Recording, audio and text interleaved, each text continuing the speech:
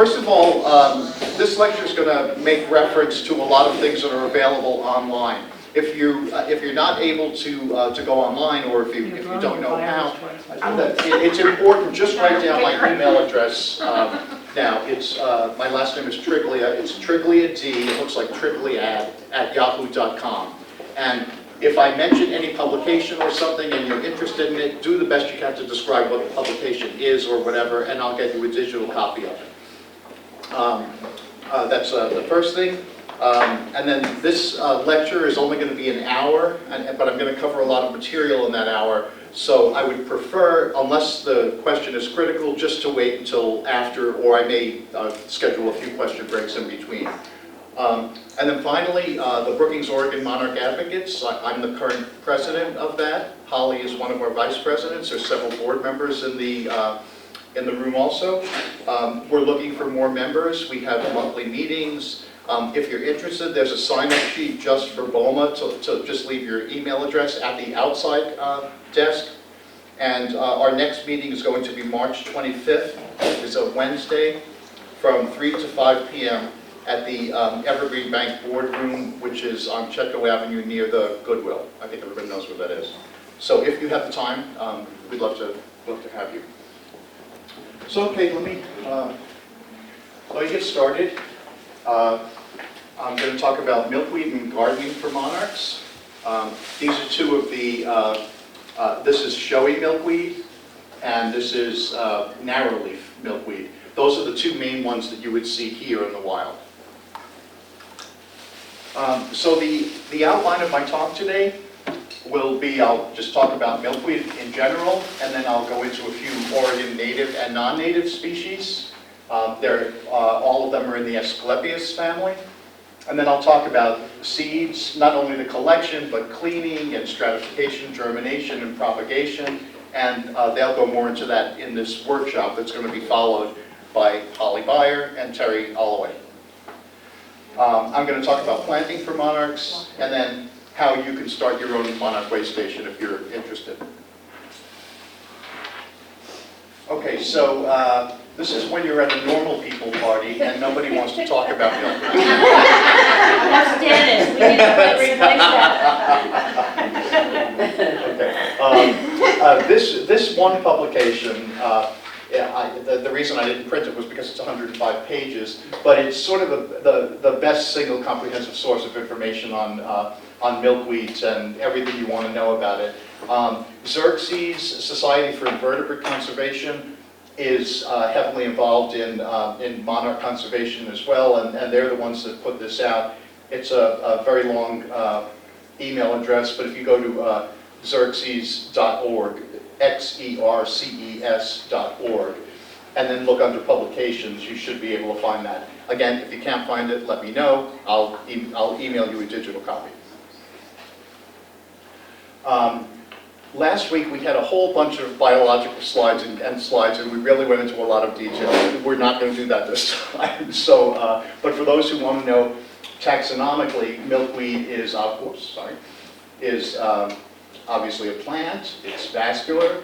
It makes seeds. It flowers. It's a dicot. It's in the subclass Asteridae. These names change almost on a 10-year basis, if not shorter. So it's actually in the dogbane family. I'm a botanist. And Apis cycanaceae used to contain Asclepidaceae, but now it's they've changed the subfamily name to a subfamily. And so anyway, it just gets complicated. And then there's the genus and species. But that'll just give you an idea. And that's all the heavy stuff we're going to cover for today.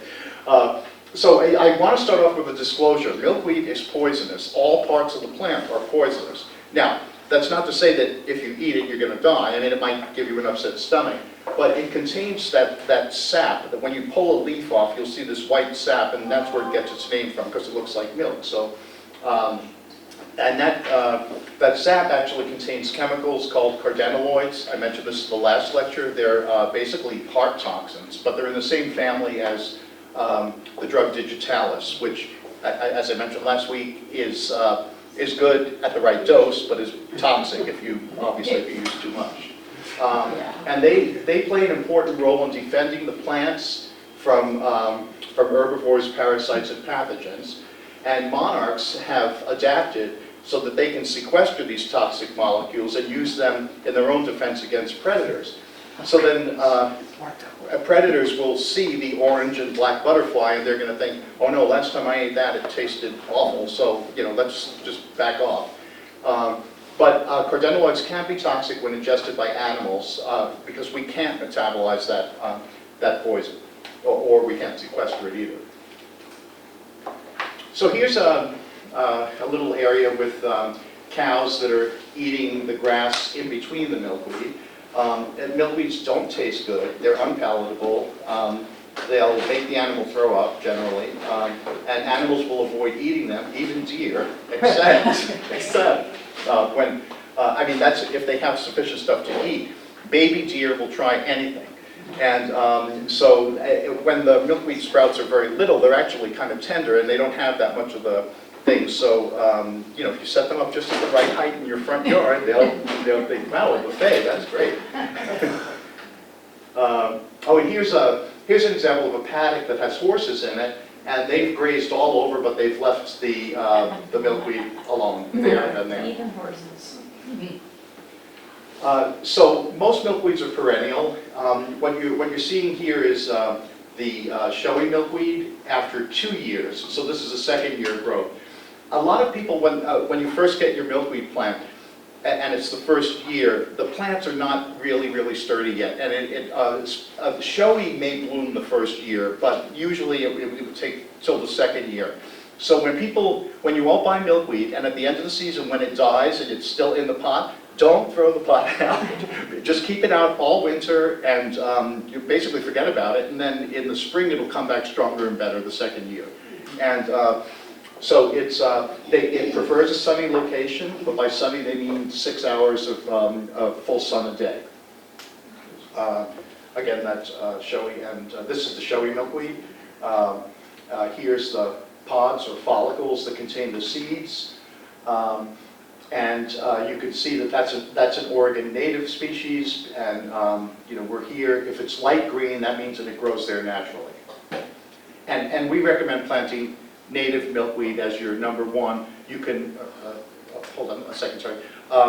You can try some of the other ones as well, but there are reasons for and against. Terry. For anybody who lives in California, if you zoom in on that map, it'll show you Del Mar County does not have native milkweed. However, the USDA only started looking for milkweed about the 40s.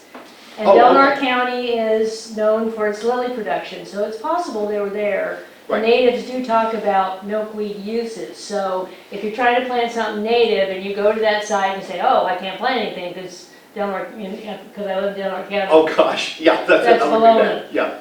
Because all the other counties around Del Mar County have showy, so why doesn't, and narrowleaf, why doesn't? Right. Good point, thanks. Okay, so that's showy. This is narrowleaf, obviously named because the leaves are really narrow. The monarchs, I think, choose this more than the showy to lay their eggs on. And it's unfortunate because when they lay their eggs, as soon as you pull the leaf off, it curls up over the egg, and so it just makes it more difficult for you if you're getting into the responsible captive rearing that we'll talk about in the next 2 weeks. This one is rarer and very difficult to grow, but it is also an Oregon native. It's cordifolia, which means heart-shaped leaf, and you can see it is in our range. I think it tends to grow at slight elevations, so I don't think you'll see it much at sea level, but starting at maybe 800 feet or so. And it likes serpentine. Oh yes, and it likes serpentine soil.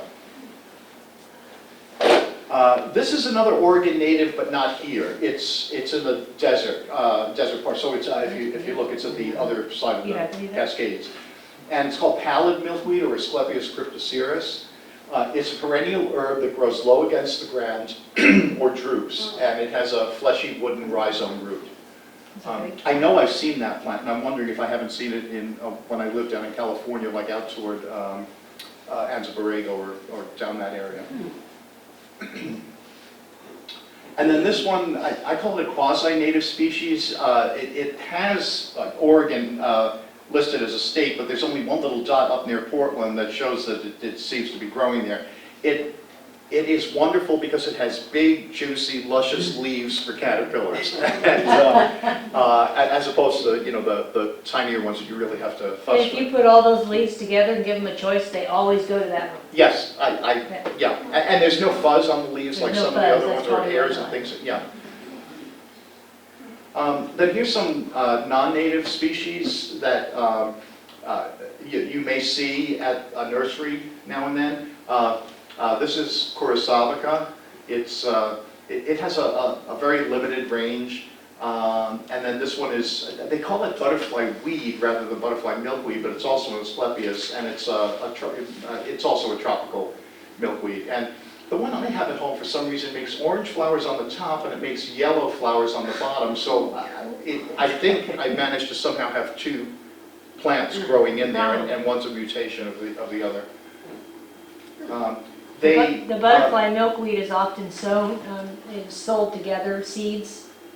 And there's different colors, so you probably have two plants. That's possible too. Okay. And I only feed this variety to 4th and 5th instars because the leaves are, those are the 4th and 5th molts out of 5 molts that the caterpillar undergoes. The reason is they will eat almost anything that's milkweed that's not nailed down, and they'll eat a lot of it. And so I figure if I'm trying to raise a lot of little ones, I'll give them the more tender ones and then ship them over. I try to feed them more than one species myself. This is just my preference, because each species has a different amount of the toxins in it, and some are higher than others, and so it sort of all balances out. So this is from Journey North. They're one of the sources that I've used for this. They have a little thing called Who's Who in the Milkweed Patch, so you'll identify some of these things. And I'm sure almost everybody here has probably seen these little, I think they call them oleander aphids also, but they're aphids. And they're also known as plant lice, because they kind of look like little lice. And they suck the plant juices out and they excrete honeydew, which is a sugary product. And if there's large numbers of aphids, it can damage the plant. Usually they're not much of a problem, so you could either squish them yourself or just flush them with water or something to get them off the plant. Milkweed bugs, they're similar to the butterflies themselves. As soon as the sprouts are out, the milkweed bugs find it. Holly found one today, and she had the tiniest little sprout. And they're kind of pretty, but they spend all of their life on milkweed, and its colors also protect it from predators. And the insect has sucking mouth parts, but when milkweed is scarce, it can shift from being an herbivore to a scavenger or a predator. So do they damage the milkweed? Do these little Not guys? much, Oh, not much. I mean, when I see them, I just sort of flick them off. I don't kill them or anything. I just want to hold them back a bit. Spiders, we don't usually think of, but they're also there, and they're not insects, but they do eat insects, and they eat monarchs. So when they want to feed, they inject their venom into the prey, and then they pump digestive juices in that turn the prey into mush that they can suck up, basically. So if you're looking for your milkweed and you find a monarch egg that looks like it's empty, or a larva that only has its exoskeleton remaining, then chances are there was a spider.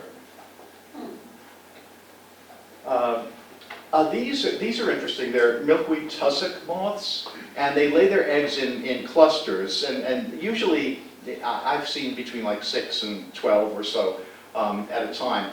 And at first when you look at them, you might think that they're monarch eggs, but they're rounder, and the other thing that you might get mixed up with is sometimes the milkweed sap itself will drop onto the plant. You might think that that's an egg, but you have to really learn what you're looking for.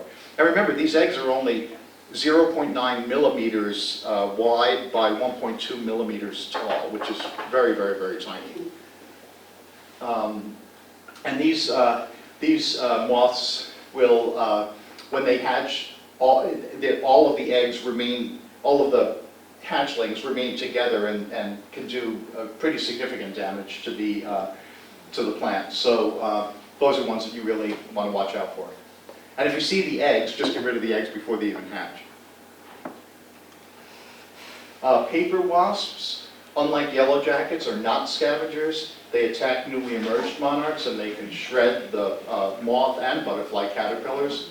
The adults don't sting their prey. They repeatedly bite the caterpillars until they're a manageable size and then carry the pieces back to the nest to feed their hungry young. Now this was one interesting thing. I hadn't heard that before when I was doing my research for this, but Polistes dominula is the European paper wasp, and they're the only known insects that can actually recognize each other as individuals based on their face. Oh my God. So, and they have a lot of behaviors that are sort Like of individual human-like. people or individual wasps? Individual wasps. They didn't recognize you, Terry. I just read something recently that says that a lot of species of wasps can recognize people. Oh, okay. So if you come disturb their nest, they're gonna single you out. Oh, yeah, Yeah. yeah, Oh, well, yeah. that's not surprising. Yeah. Yeah, I had a friend Or who maybe used to she attract smelled. mosquitoes, so every time I had a party, The when smell of I lived in fever. Hawaii, I would invite him to the party, so he would stay away from me. Okay, then tachinid flies, or tea flies, are nasty. These are clear-winged, brown-eyed parasites of moths and butterflies, but especially monarchs. The adult will lay its eggs on the caterpillar. There's some talk that they may actually, some different species of tachinid flies might lay their eggs on the plant and then be ingested by the caterpillars. So we don't know enough yet about that. But when the egg hatches, the maggot burrows into the caterpillar's skin and feeds on its internal organs. And then the caterpillar will either die as a larva or it'll go into a chrysalis. And then the chrysalis will eventually turn a weird color and a string will be hanging down from it. And I thought, you know, it looks like almost like dental floss. But then you look at the bottom of the cage and there's a maggot from the fly. And it's either a wriggly one or it's already in its pupal state, which means it's in its like its equivalent of a chrysalis or a cocoon. So I had one last year and I saved the cocoon for 14 days and then it hatched and I sent it off to a person who knows somebody who works with tea flies to identify what the genus and species are. So we'll try to build up some more information that way. Citizen science efforts are really important in this whole field. So that's something that you may all want to consider also. Bumblebees inevitably are in the milkweed patches, and they just go about doing their stuff, and they're not bothered by anybody. They are big right now, too. They're Like, those are the overwintering queens that Oh. hatched, yeah.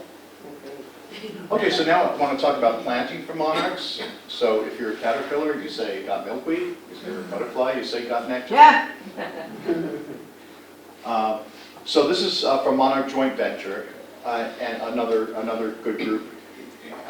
You want to, I mentioned choosing a sunny location. If you have windbreaks like a fence, a shrub, or a wall, you should always test your soil to make sure that it's adequate for planting. I mean, we tend to have a really acidic soil here.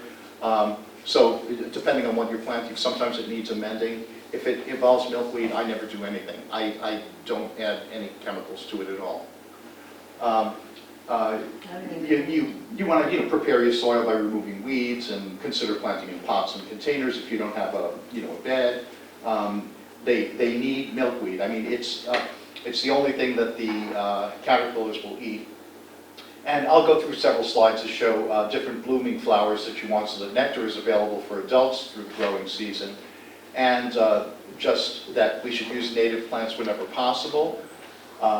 I'm not one of these native fanatics that every plant in your garden has to be where it gets a little boring sometimes. But when you're dealing with pollinators, they won't recognize something if they haven't seen it before. And then water plants initially until they're well established, and then again, avoid using herbicides or insecticides. Even some of the organic products are also toxic to monarchs and caterpillars.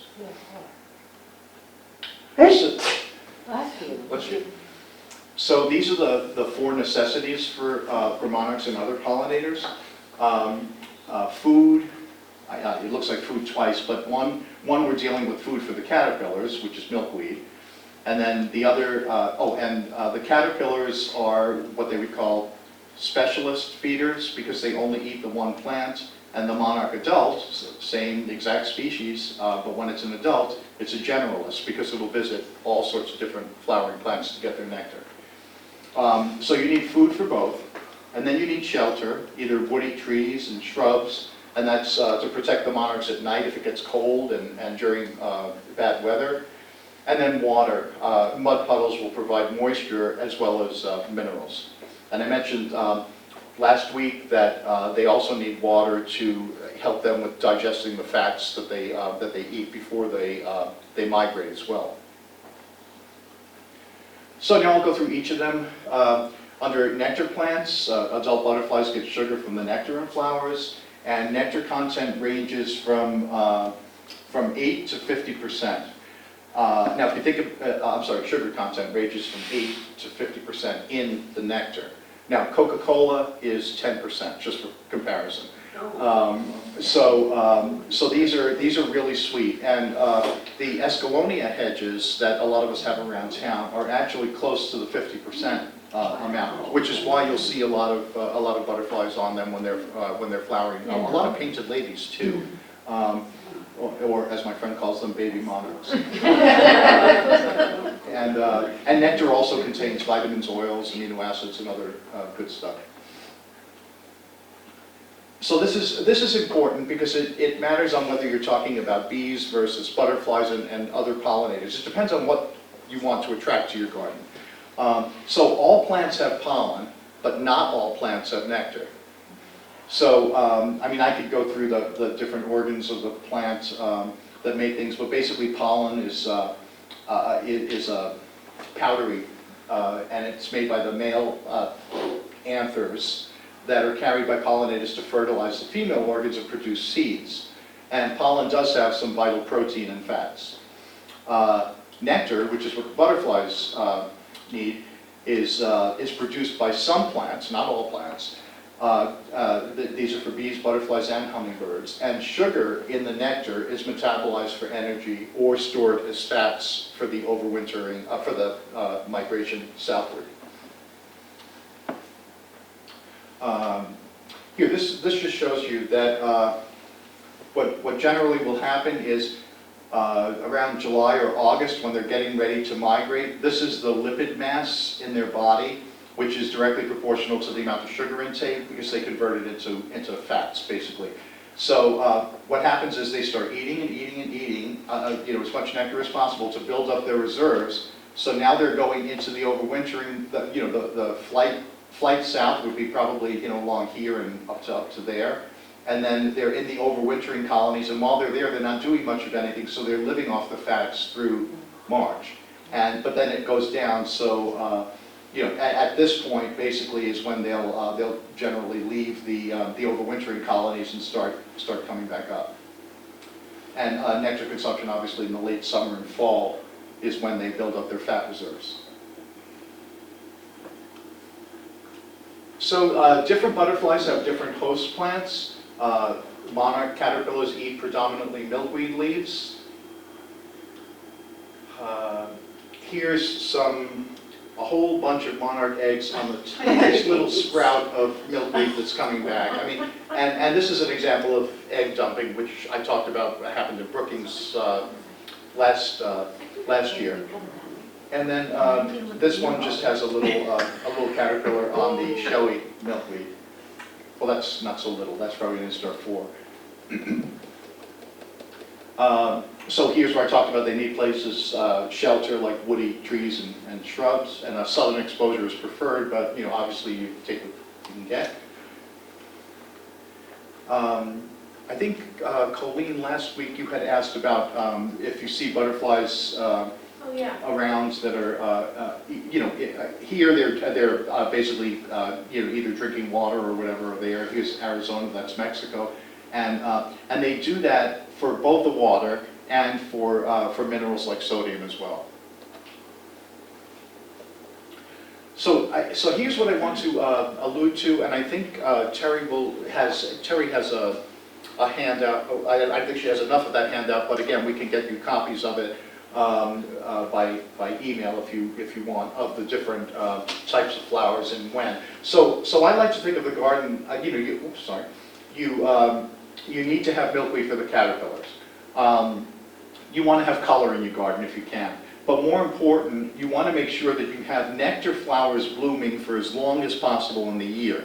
So there are some that flower very early, like the Oregon grape, or Mahonia, I think it's called. And then there are a variety of mints that butterflies will go to. And that's not just monarchs, it's mostly other butterflies, but monarchs will use some mints also. And in the fall, the asters. And I also have Hebe plants. I think they're from New Zealand originally. And they tend to flower later throughout the season also, and I've seen monarchs on them as well. So this is an example of what you can do. So I went to calflora.org and I looked up Del Norte County in this case, Terry. And I think they were focusing on probably native flowers rather than other flowers. Calflora is mostly native, yeah. Okay, that's what I thought. But it was an interesting site because they give you the name of the flower. In this case, it's a ranunculus, but it's the common buttercup. It's a tiny little flower. And they show you the months of the year when it blooms. So that's in bloom from February to March. And then here, this one's from March to May. It's the blue-eyed grass. And then there's Scrophularia californica, or California bee plant. I've never heard of it before. Figwort. What's it? Figwort. Oh, okay. It's all over the place. Never mind. But that's an example of early bloomers, different colors, and then mid-season. Clover they really like. I mean, they even like dandelions. Mm-hmm. So if you don't mind having them in your yard, I mean, they'll use them. They like those wild radishes. Oh, really? Everybody hates them. The bees and the butterflies don't care. And water parsley, clematis, mugwort. These are just some examples, but you'll have to sort of look around your own yards and see what's blooming and see what's frequented by things and see how long it's blooming, because any information that we can gather among ourselves is going to help us in our specific climate. And we're always learning. I mean, I learn something new every day the more I read. So anyway. And then late blooming plants like verbena, self-heal, hedge nettle, and the dune goldenrod, which supposedly blooms into November, would probably be a good one. Actually, both prunella and stachys bloom year-round here. Oh, they do? Yeah. Oh, good to know. Good, thanks. It's a weed.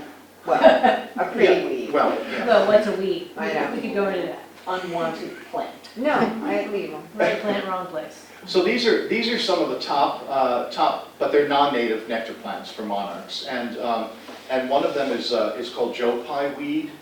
One of their favorites is Tithonia rotundifolia, or the Mexican sunflower.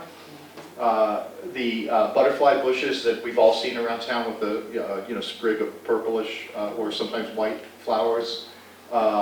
Other verbenas, lantana, and liatris, which is a blazing star, and then agastache, several different species of I don't know, is it hyssop or?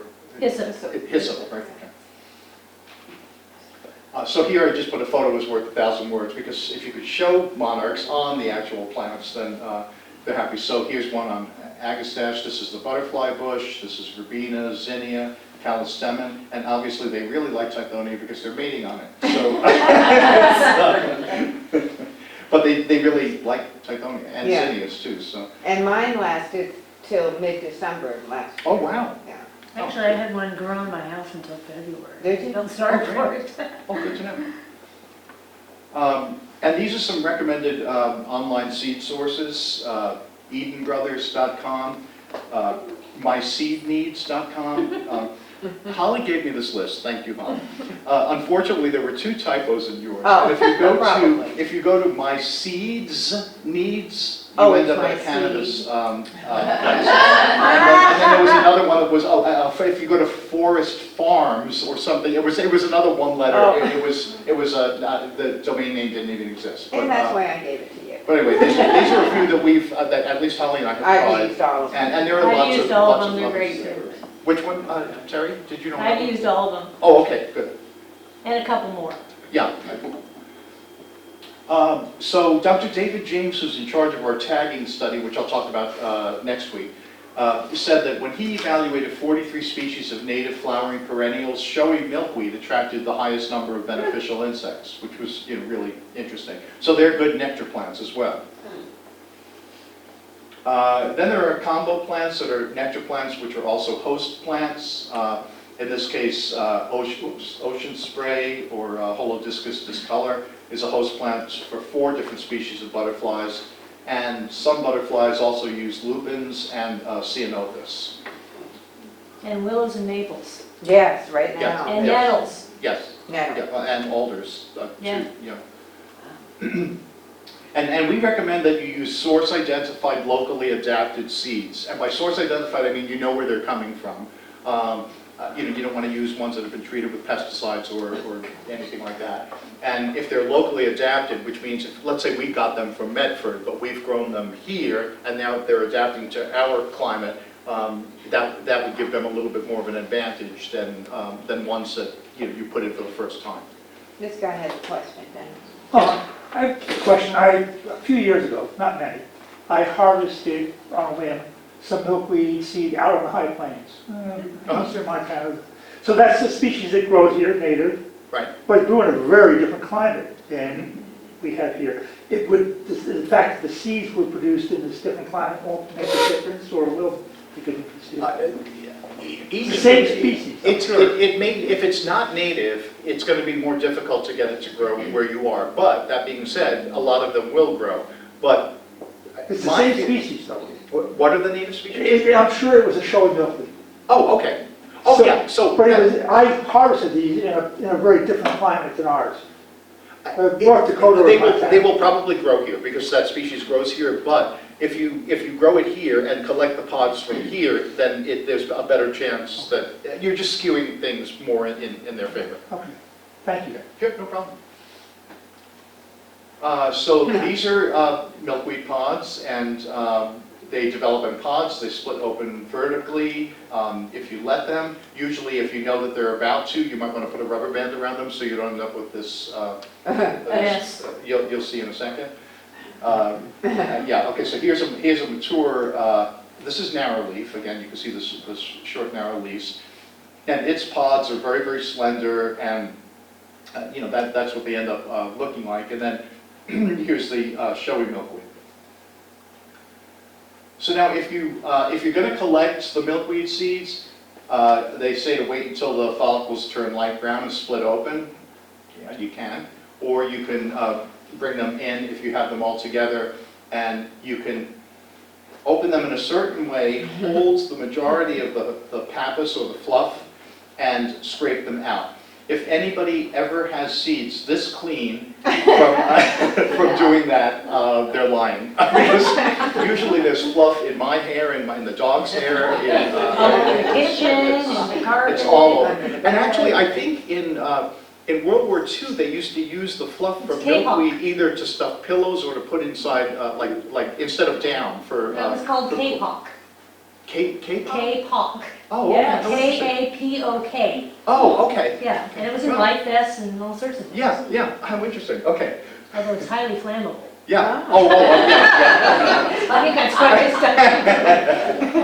stuff. So here's more like what you'll get if you end up with a pocket full of pods and you go home and you pull them out of your pocket. So it's almost like a little parachute for the seed, so it can travel distances. And it's challenging to remove if you're going to do things, but we have a few tricks. So one thing you can do is rub the seeds gently, very gently, through a 1/4 inch screen, and then again they show you this lovely picture. This time they put I see what they did. They put a white thing underneath so you won't see. That's one way of doing it.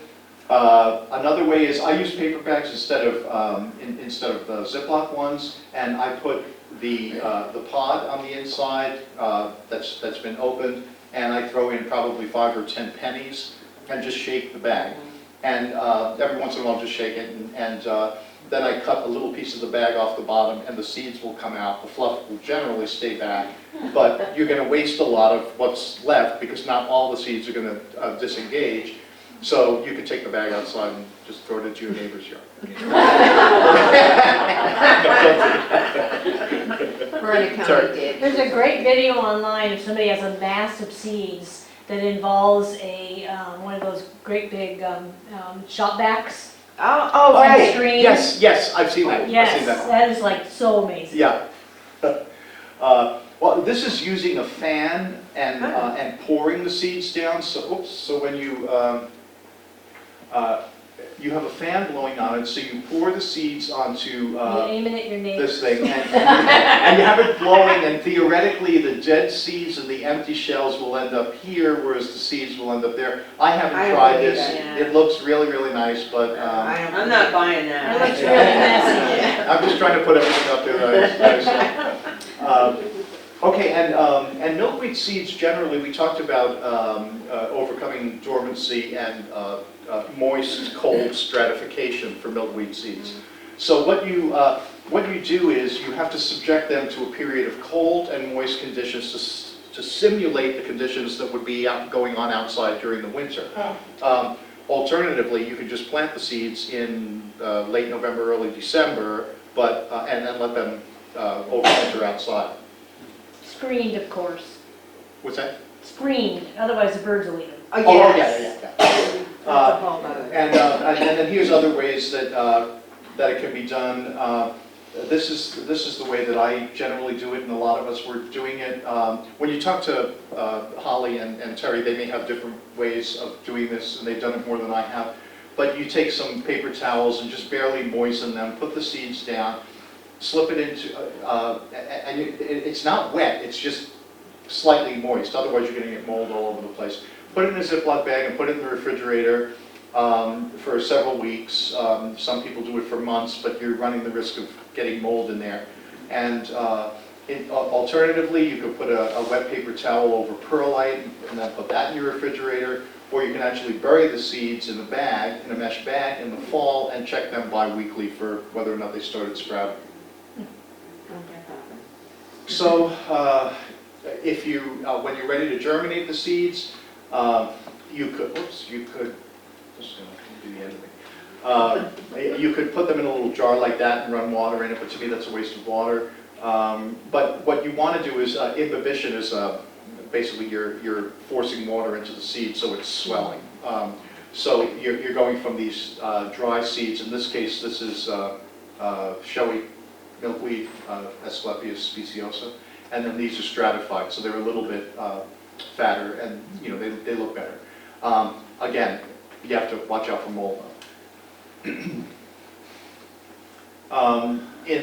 So what you would do is when you pull the seeds out and keep them at room temperature for a few days after they've undergone the cold, they'll start, not all of them, but many of them will start sprouting. So you know that those are viable seeds and those are ready to go. Generally, you don't want to sow too deep. You either surface sow them or just put the tiniest bit of mulch over the top. They don't need to go too deep because they need to get some sunlight also.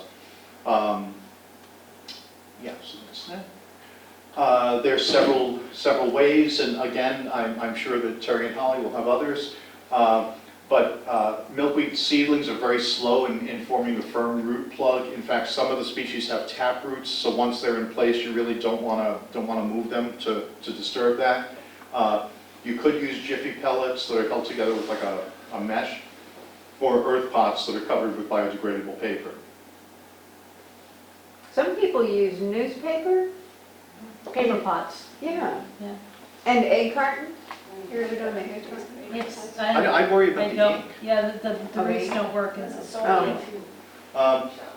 This is an example of milkweed seedling quality, and this is a nursery after overwintering. So you can see there's not very good roots here, but when they were grown at the Forest Service after 9 months, and you can see they used bigger pots to encourage the roots. This is a really healthy root system. So as you're starting, you're probably going to see, more of this than that, than this, and as they get older, you'll see more of that, and as you get better, it'll work out also. If you okay. go back to that one, The one back? yeah, so Yeah. notice that in that long pot, see the long stripes? Mhm. So it's making those roots go down, because otherwise, if you grow it in something that doesn't have that, they wind around, they'll strangle itself. Yes, And then you can't get them undone even if you Right. try. right, oh, good point, yeah. So it's that's what it's doing, is going down those holes and it's self-pruning. So every time the root hits a place where it can't go anymore, it branches. Oh, And the more okay, root okay. tips you have, the stronger your plant is. Oh, great, good, okay. Okay, so if you don't want to use seeds, seeds are sort of, they can be used, but it is work, and they'll tell you what you need to know. But also, if you get some of the rhizomes from the plants, and you just put the rhizomes underground, they'll put up little nodes where the plants can come up. And then this is a showy milkweed. A showy is better. I don't know. I haven't really tried it with narrow leaves that much, but with showy milkweed, the rhizomes are really a good way to go. I've done both. They work really well. Yeah, and if you're going to collect rhizomes, you want to collect them if you know in the wild that there's a patch somewhere. The plants will be dormant from October to March probably, so you could dig some of them up and use them to establish other plants. Another question here. Yes. So these spread a little bit like mint, a mint will go anywhere, everywhere. These do spread a lot. It depends on the species. Some species will tend to stay in place, but I think it's common milkweed is Syriaca, right? Yeah. Syriaca. That one I think tends to Both wander. that and showy, they spread quite a bit. And showy also. Yeah, and narrow leaf Right. does too, but not as fast or as far. Right, okay. Narrow So leaf it looks kind of more- depends. It's not as bad as like bamboo or something But then like they'll send that. out Yeah. satellites. Or mint, I've had trouble with Oh, mint. I meant, If you don't put mint yeah. in pots, it's gonna be in Detroit. Exactly. That's right. And even if you put it in pots, it'll end up in your lawn, so somewhere, right? Again, just a warning, don't discard your pots because they're perennial and they'll come back every year. But this has some, what do you want to call them, shoot buds and some root buds as well. And then this is what the showy looks like when it starts sprouting. So you'll get several sprouts coming up, and they're really stronger. You can tell they're a bit thicker too. So I want to talk about monarch way stations, but first of all, are there any questions so far that I may have missed anybody? So when will you expect, if you have perennial milkweed already planted, when do you Right. expect to see the shoots coming up about now? I saw, I have a lot of plants, but only one bed has 2 of them that just poked through within the last 2 days. So I've been it'll. Smith River and I've got some 2-inch. What, yours are about the same too? No, I've got about 2-inch in my showies. Oh, okay. Some of What them, not all. I did bring in 2 pots that had been outside going through the same process, and I brought them inside about 2 weeks ago, and because of the immediate difference in temperature, within 2 weeks they grew about a foot. Yeah. So you could break dormancy a little bit early, and I was going to do that because I wanted to bring them in, but they didn't look real good. So I mean, they'll do fine, but at this stage, I don't want you to see a plant that's not the best that it could be. Dan? Yeah, a couple of quick questions. Last year, I put a bunch of seeds in the Ziploc bags. Right. And they did the little things, the little Uh-huh. shoots. And so Right. I took them out and I put them in a pot. All I've got available is just, some pots that I Right. bought.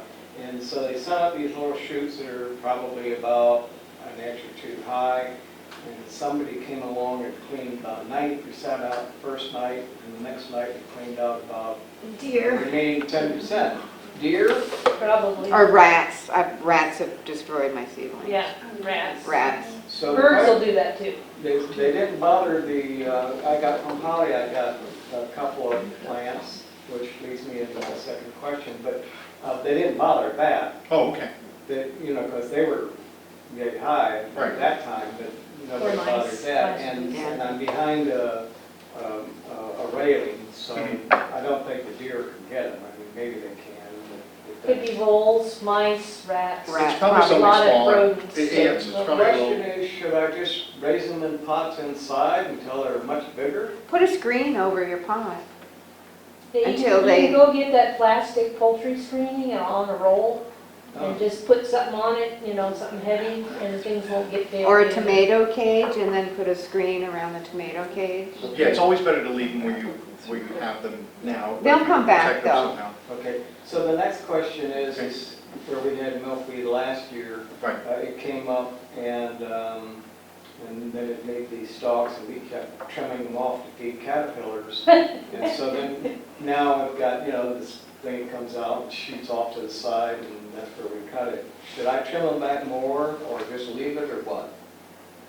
Well, you'll probably get a new sprout from a different area.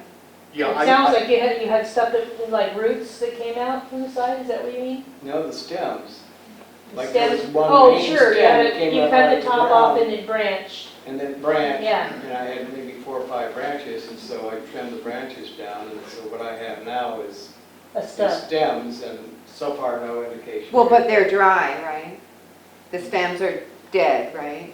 I guess, I don't know. Yeah, so So- the sprout will come from the ground, from the roots. I, So they die all the way back every year.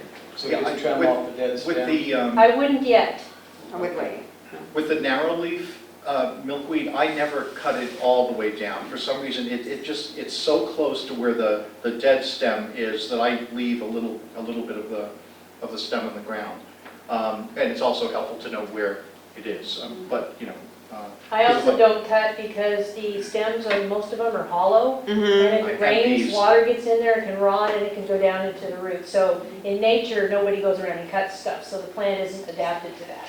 So Well, we're and trying to replicate what. and then I've heard two things, either to remove the dead stems or not, and then someone said, but they were from Wisconsin, so it may not be the case here, that bees will actually use We the actually, hollowed out stem. 40% of our native bees are cavity nesters. Oh, okay, And they okay. they need those kinds of stems just left there. So try to think, of all the pollinators in your garden, before you make a decision to, just make it look really pretty. We like tidy, but nature does not. Right. Okay, so I want to talk about monarch way stations, and I think this is probably the last topic that I have. Currently, there are 27,152 monarch way stations. This is through Monarch Watch. It's an organization online. Several of us here have monarch way stations at our places. They don't have to be very big. I'll go through what the requirements are. And the good news is that just in 2019, an additional, it's already in that number, but 4,596 were added. So of these, Oregon has 161. 15 of them, are almost 10%, are in Curry County. 12 are in Brookings, 2 in Gold Beach, and 1 in Port Orford. So let's get What that about number up. Del Mar County? Yeah, what's that? What, Del Norte? I What didn't. about Del Norte? You guys always cut us off. You darn Californians. Well, we're Wild Rivers too. So the reason for establishing monarch way stations is we're offsetting the loss of milkweeds due to a number of things, and nectar sources for that matter. You could create monarch way stations in your home, in schools, businesses, parks, zoos, nature centers, along roadsides, and other unused plots of land. It could just be as simple as adding milkweeds and nectar sources to existing gardens. Also, if you already have other nectar things. And they say no effort is too small to have a positive impact. And you're helping to preserve the species and its migration. So there's 6 things that they ask. First of all, size. There's no minimum area for it, but they think that for a truly effective one, it should be at least 100 square feet.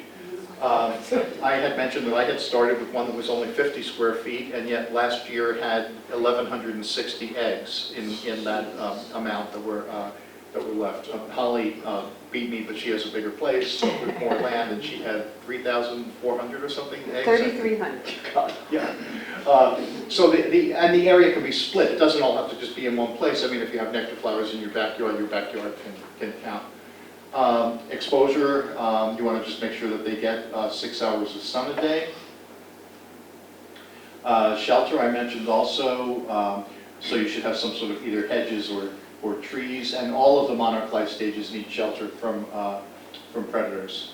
If And you the plant- males, I'm sorry? the females like to hide from the males during the day Yes, in the yes, brush. right. So plant your milkweed near some brush, and she'll lay eggs there. And then obviously milkweed plants, and they recommend that you have at least 10 milkweed plants made up of 2 or more species, but if you can only have 1 species, that's okay, maybe you should put in a few more though. Because really, when the caterpillars start eating, they eat a lot. I mean, 1 caterpillar can basically Eat eat a most of a plant. plant. I usually figure, 1 plant for each 2 caterpillars, but you never have enough. We had to have it delivered here from all over 7 last year. deliveries from Oh, gosh. with 9 5-gallon buckets. And then nectar plants, I mentioned also because monarchs need nectar, and I also mentioned that try to find ones that bloom sequentially or continuously during the season. And a monarch way station could also contain several annuals and biennials as well as perennial plants. And finally, you've got your whole way station up, but you can't just leave it. There are certain things that you have to do to it. And so you should have a plan to sustain your monarch way station. And, actions could be mulching, thinning, fertilizing. I don't fertilize milkweed, but amending the soil, removing dead stalks, yes and no, that's up to you. Watering, not using insecticides or herbicides, removing invasive plant species, and incorporating additional features. So this was a summary. I could have just shown this instead. It was just what I just said with more words on that too. Okay, so if you want to register your habitat as a monarch way station to show your support for monarch conservation, you can have it certified as an official monarch way station by Monarch Watch. Your habitat will be included in the Monarch Way Station Registry, which is that online listing of Monarch Way Stations worldwide. And you will be awarded a certificate bearing your name and your habitat's unique Monarch Way Station number. So the certificates look like this. There's one And up then at the table. for an additional cost, you can buy one of these signs for your yard as well. If anyone is interested in starting a Monarch Way Station, I would say, read the requirements, but those were the ones that I just gave you. You could fill out an online application at Monarch Watch, or I have some hard copies. I've probably brought about 10 of them. I doubt that 10 of you are going to get involved in this, but if you want, just see me afterwards and I'll give you a hard copy. Okay, so we're this was a series of 4 talks. We're going to have the workshop next with Terry and Holly talking about the seed treatment and demonstration and planting and all sorts of things.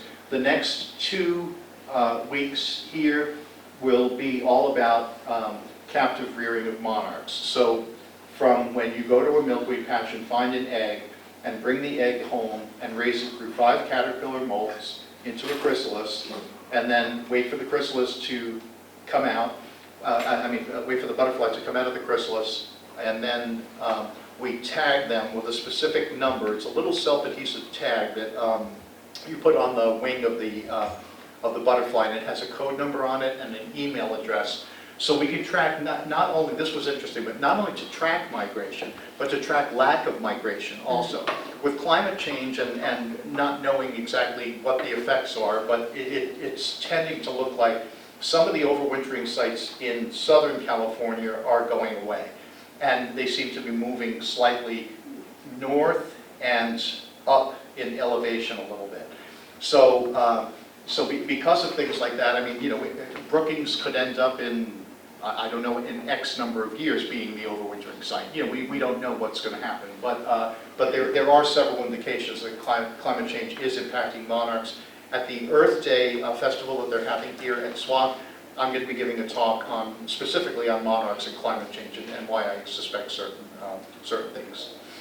So if you're interested in raising butterflies on your own from eggs and seeing what's involved, we've worked with schools, we've worked with a lot of a lot of different people around town. Holly is excellent at this. And that'll be really, really interesting. These were some of the Monarch resources that I mentioned, Journey North, Monarch Alert, Xerxes, Save Our Monarchs, and then the Western Monarch Advocates.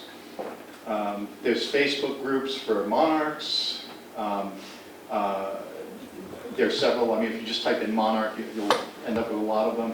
There's Facebook groups for milkweed. Holly, this was Grow Milkweed Plants is a good one. And Brad that was Grimm.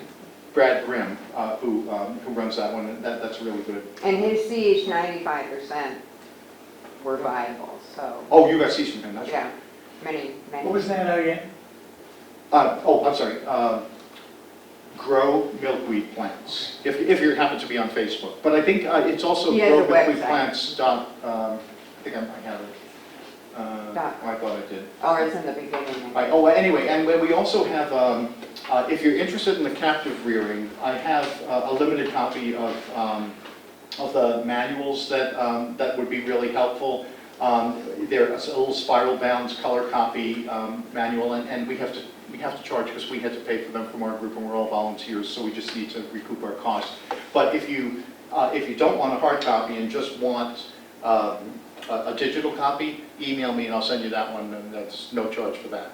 But I only have about, I think, 20 copies altogether, so if you want one, you can either see me now or at the next class. And I want to thank all of these people as well, Dr. David James, Dr. Landis, Tom Landis. Many of you may have heard one of his talks in town. He talks about milkweed and monarchs a lot. Dr. Chip Taylor at the University of Kansas, and he's also at Xerxes, and Dr. Karen Oberhauser at the University of Wisconsin. And then the other groups that I mentioned, and then we have our local group, Brookings, Oregon Monarch Advocates. And then I just have a disclaimer that I'm sure I left some people out, for credits, and I'm sorry. And then I'll just end with a few little things. So this one says, I remember when you were just an egg on a leaf. And she's holding a little dollar. And then the other one says, and how are the kids? Growing like crazy. We go through 2 gallons of milkweed a day.